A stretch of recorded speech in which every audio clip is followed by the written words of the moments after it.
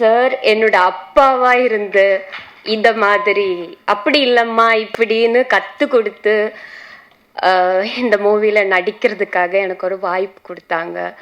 So என்ன சொல்கிறது, நான் வந்து ரொம்ப கொடுத்து வைக்கணும். மால்தீவ்ஸில் இருந்து நான் நடிக்க வந்திருக்கேங்க. ஸோ என்ன சொல்லணும்னு தெரியாது எனக்கு. இந்த சாங்ஸில் எனக்கு நல்லா நடிக்க முடிஞ்சதுக்கும் இவ்வளோ ஒரு நல்ல வாய்ப்பு கிடைச்சதுக்கும் ஸோ எல்லார்கிட்டே நன்றி சொல்கிறேன். இதை சப்போர்ட் பண்ணுங்க. ஸோ நல்லபடியாக இந்த ஃபேமிலி இன்னும் நிறைய ப்ராஜெக்ட் பண்ணணும்னு தான் எனக்கும் ஆக்ரகம். சார் கூட சேர்ந்து எனக்கு இன்னும் நிறையா மூவி பண்ணணும். So thank you. My second film sir கூட தான் நான் ரெண்டு மூவிலையும் ஒர்க் பண்ணியிருந்தேன். அண்ட் எனக்கு சாரை பற்றி சொல்லணுன்னா ஹீஸ் மை லைக் ஃபிலிமில் என்னோட ஃபாதர். லைக் ஃபிலிம் இண்டஸ்ட்ரியிலேயே என்னோட ஃபாதர்னா சார் தான் எனக்கு. So I am so nervous actually. I am so happy. எனக்கு என்ன சொல்லணும்னு தெரில. Sorry. Okay, thank you. Black and ஒயிட்டில் இருந்து இப்போ கலரில் வந்து நின்றுட்டுருக்கோம். டிஜிட்டல் மீடியாவில் வந்து நின்றுட்டுருக்கோம். ரொம்ப சந்தோஷமாக இருக்குது. இந்த மாதிரி மீடியா பேர்சன்ஸ் கூட எனக்கு வந்து நின்று பேசக்கூடிய சந்தர்ப்பம் கிடைச்சது. நான் எல்லாருக்கும் நன்றி சொல்கிறோம். எஸ்பெஷலி என்னுடைய ஸ்டூடெண்ட்ஸுக்கு. என்னென்னா இந்த கோவிட் டைமில் வீட்டில் சும்மா இருக்கோன்னு சொல்லிவிட்டு க்ளப் ஹவுஸில் போகிறபோது நிறைய அங்கே வந்து ஆளுக்கு சொன்னாங்க, சார் எங்களுக்கெல்லாம் சினிமா கற்றுக்கணுன்னு ஆசை இருக்குது சார், எங்களுக்கெல்லாம் அதுக்கு வசதியே இல்லை, நாங்கள் எப்படி கற்றுக்க முடியும்? அப்போ நான் சொன்னேன், சும்மா தானே இருக்கோம், டெய்லி ஆன்லைனில் வாங்க, நான் கற்றுக் கொடுக்குறேன் சினிமான்னு சொன்னோம். அப்படி அவங்களுக்கெல்லாம் ஃப்ரீயாக டெய்லி கிளாஸ் எடுக்க ஆரம்பித்தோம். ஒரு 1 hour 2 hours அப்படியே போயிட்டு இருந்தது. அப்போ அப்படியே ஒரு 100-150 கிளாஸ் எடுத்ததுக்கப்புறம் அவங்க சொன்னாங்க, சார் எங்களுக்கு ஒரு ஒர்க் ஷாப் நடத்தினா நல்லா இருக்குன்னு சொன்னாங்க. ஓகே, நான் சொன்னேன், ஒர்க் ஷாப் நடத்தி என்ன பிரயோஜனம்?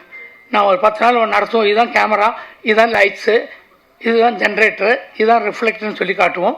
கொஞ்சம் ஒரு 2 ஷார்ட் ஃபிலிம் எடுப்போம், ஒரு சர்டிஃபிகேட்டும் கொடுத்து அனுப்போம். அதனால் உங்களுக்கு ஒன்றும் பிரயோஜனம்னு இல்லை. அதோட நம்ம அந்த 10 நாளுங்கிறது ஒரு 15 நாள் 20 நாளாக மாற்றினா ஒரு சின்ன ஃபிலிமே நமக்கு எடுக்கலாமேன்னு சொன்னாங்க. அது எல்லாருக்கும் நல்ல ஐடியா மாறிப்பட்டது. அன்றைக்கி நான் அவங்கள வச்சு ஒரு சின்ன ஃபிலிம் எடுத்தோம். ஆனால் அன்றைக்கி ஒரு தியேட்டர் ரிலீஸ் ஒன்றும் மனசில் எண்ணமே இல்லை. நாங்கள் எடுத்தோம், அந்த படம் நல்லா வந்தது.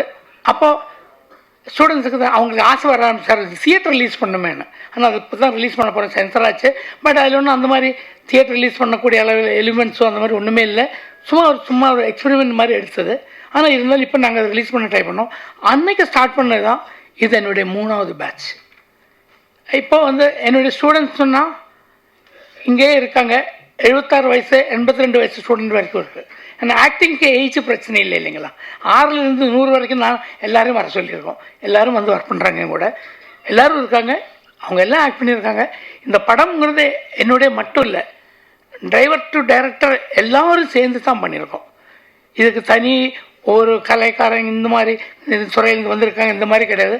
எல்லோரும் எல்லா வேலையும் செஞ்சாங்க. யார் சமைச்சாங்க, யார் சர்வ் பண்ணாங்க, யார் வெசல்ஸ் கழுவி வச்சாங்க, யார் ட்ரைவ் பண்ணாங்க, ஷூட்டிங் ஃப்ளோர் எப்படி தொடச்சி வேணும் ஒன்றும் கிடையாது. எல்லோரும் எல்லா வேலையும் செஞ்சுருக்கோம், இன்க்ளூடிங் மீ. அதே மாதிரி இது ஒரு ப்ரொடியூசர்னு இல்லை, எல்லோரும் சேர்ந்து ஷேர் பண்ணி அவங்கவுங்க பேக்கெட்லேருந்து 10 பைசா 20 பைசான்னு சொல்லி அப்படி போட்டு எடுத்த படம் இது. அது இப்போ நான் அந்த மாதிரி பண்ணுற 3வது படம். அது என்னமோ நல்லா சக்ஸஸாக போகுது. ஆனால் பசங்களுக்கு ஆசை ஏறி வருது, சார் இதில் ஃபைட்டு வேணும் சார், பாட்டு வேணும் சார், தியேட்டர் ரிலீஸ் ஆகணும் சார், தியேட்டரில் ஓட்டணும் சார், ஆசைகள் ஏறிட்டே வரும். அப்போ பட்ஜெட் ஏறும். ஆனால் அந்தளவுக்கு பட்ஜெட்டு யார் கையிலும் கிடையாது. இருந்தாலும் ஸ்ட்ரகிள் பண்ணி கஷ்டப்பட்டு நாங்கள் இந்த படத்தை பண்ணியிருக்கோம். இதெல்லாம் அடுத்த ஜென்ரேஷன் சினிமாவில் அடுத்த ஒரு ஹைலி கல்ச்சர்டான, ரொம்ப டெடிக்கேட்டட், சின்சியரான, டிசிப்ளின்டான ஒரு ஜென்ரேஷன் உருவாக்கணுங்கிறது மட்டும்தான் என்னுடைய எண்ணம். இல்லாமல் நான் இந்த படம் பண்ணி லட்சங்கள் கோடிகள் யாரும் சம்பாதிக்க நாங்கள் பிளான் பண்ணல. அடுத்த ஜென்ரேஷன் ஒரு நல்ல ஸ்ட்ராங் ஜென்ரேஷன் சினிமாவில் இருக்கணும், டிசிப்ளின்டாக இருக்கணும், அதுக்கு ட்ரை பண்ணியிருக்கோம். எந்த அளவுக்கு வந்திருக்குன்னு நீங்கள் தான் படம் பார்த்து சொல்லணும். எல்லாருக்கும் நன்றி, நமஸ்காரம்.